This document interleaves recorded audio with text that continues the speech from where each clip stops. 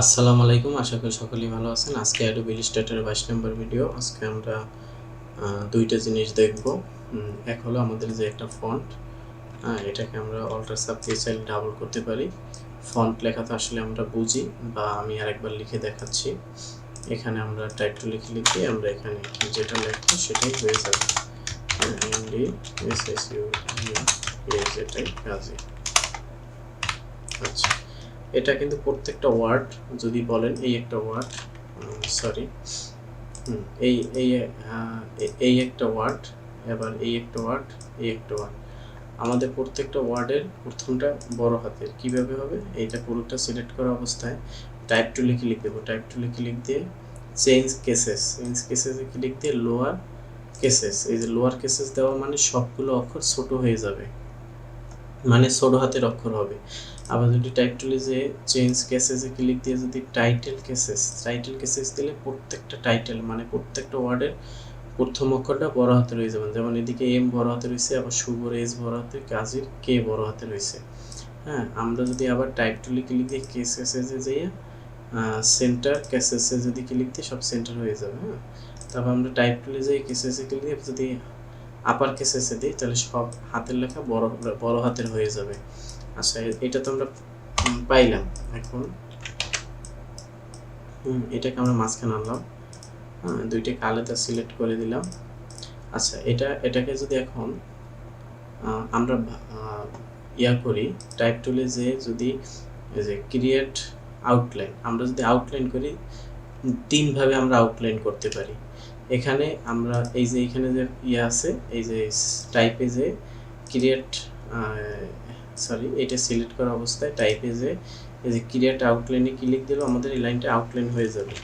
অথবা আমরা যদি মাউসের ডান পাশে ক্লিক দিয়ে ক্রিয়েট আউটলাইন দিই তাতেও ক্রিয়েট আউটলাইন হবে। অথবা আমরা এখানে দেখি এই যে শিফট কল্টার ও, আমরা যদি এটা সিলেক্ট করা অবস্থায় শিফট কল্টার ও যদি চাপ দিই তাহলেও কিন্তু আমাদের আউটলাইন হয়ে যাচ্ছে।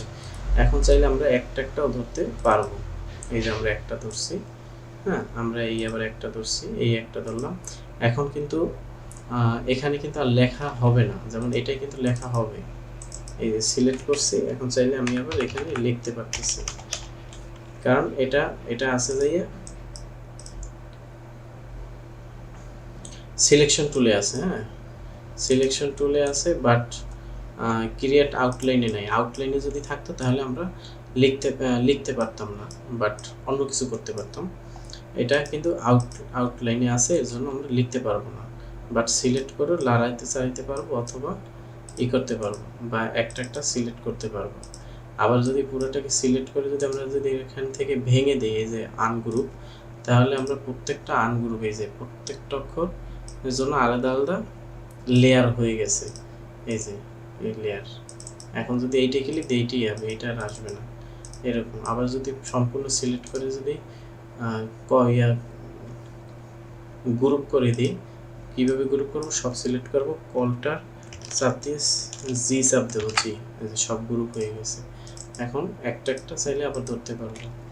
আচ্ছা, আর যদি আমরা চাই এখানে একটু কাজ করব, যেমন এই ডিটাকে সিলেক্ট করলাম, সিলেক্ট করলে এই যে এটা দিয়ে সিলেক্ট করলাম, তারপর আমরা ইরেজার টুলসে যদি ক্লিক দিই আমরা এই কোণাগুলো কিন্তু কেটে দিতে পারি। এইভাবে আমরা এটা রাউন্ড করা লাগলে যা করা লাগবে সেটা আমরা করতে পারি। আবার এখান থেকে এইটা সিলেক্ট করলাম এবং এই যে ইরেজার টুলে দিয়ে আমরা এই কোণাটাকে যদি এরকম গোল করে দিতে পারবো, কোনো অসুবিধা নেই। আর আরও অন্য সিস্টেমেও করা যায়, সেটা হলো আমরা এই ডিরেক্ট সিলেকশন টুলে ক্লিক দিয়ে যদি এরকম কোণা সিলেক্ট দিয়ে যদি আমরা এরকম টান দিই তাহলেও কিন্তু হয়ে যাবে। কারণ আমাদের যেহেতু সবগুলো ফন্ট আমাদের ভাঙা, মানে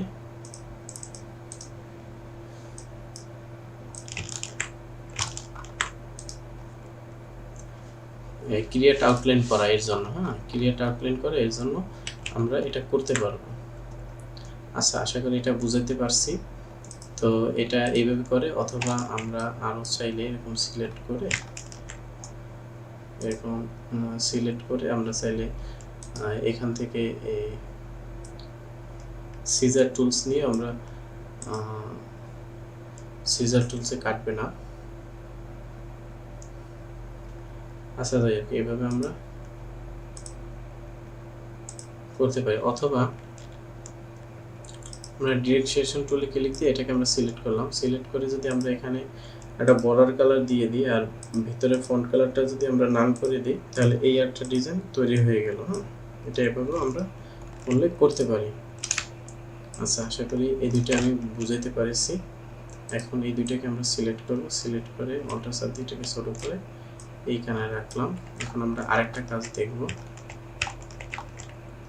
সেটা হলো আমরা একটা চৌকা ঘর নিলাম। এটা কিন্তু শিফট চাপ দিয়ে নিলাম। শিফট চাপ দিয়ে নিলে কি হবে, পুরো ঘরটা চৌকা হবে। আমরা বর্ডার কালারটাকে নান করে দিলাম আর ভিতরে একটা কালার দিলাম। আমরা লাল একটা কালার দিলাম, লাল নাটা যাই একটা কালার দিলাম। এখন আমরা সিলেকশন টুলে ক্লিক দিয়ে এটা সিলেক্ট থাকা অবস্থায় আমরা এখান থেকে কালারে যাব। এখানে কালারটা আছে। আচ্ছা, আমরা এসে যাই উইন্ডোজে, যাই উইন্ডোতে যে আমরা এই যে গ্রেডিয়েন্টে যাবো। এই যে গ্রেডিয়েন্ট কালারটা চলে আসলো। গ্রেডিয়েন্ট কালারে চলে আসার পর এই যে গ্রেডিয়েন্ট কালার উপরেই ছিল, এই যে এখানে আমরা যদি না পাই তাহলে আমরা এখানে আমরা এনে নিতে পারি। এখানে যদি না থাকে আমরা উইন্ডোতে যে এই যে গ্রেডিয়েন্ট টুলে ক্লিক দিয়ে আমাদের আসার পরে এখান থেকে বের করতে পারবেই, আবার এটাকে চাইলে এখানে ঢুকিয়ে দিতে পারবেই। ওকে, এখন এখানে সিলেক্ট করলাম। এখন কিন্তু আমাদের এই ঘরটায় সিলেক্ট আছে। এই যে চাপ দিয়ে সিলেক্ট করলাম। দুই পাশে দুইটি কালার আছে, বাম পাশে আছে সাদা, ডান পাশে আছে কালা। আমরা যদি এখানে এই সাদা ঘরে যদি আমরা সিলেক্ট করি, এখান থেকে আমরা এই যে তিনটা আবার অপশন আছে, এখান থেকে আমরা এইটা যদি ক্লিক দেই, যে কালার পিঙ্কে পিকারে যদি ক্লিক দেই, তাহলে আমরা যে কোনো জায়গাতে কালার সিলেক্ট করতে পারবো। আমরা যদি আমরা এটাই ক্লিক দেই, এখান থেকেও আমরা কালার নিতে পারবো। এখান থেকে আমরা কালার নিতে পারবো। আর এটাই দিলে আমরা এখান থেকে টেনে টেনে কালার বানিয়ে দিতে পারবো। যে কোনোভাবে যেদিক লাগবে আমরা সেদিক বানিয়ে দিতে পারবো। এখানে যদি আরও অপশন নিতে হয়, এখানে আবার অপশন নিতে পারবো।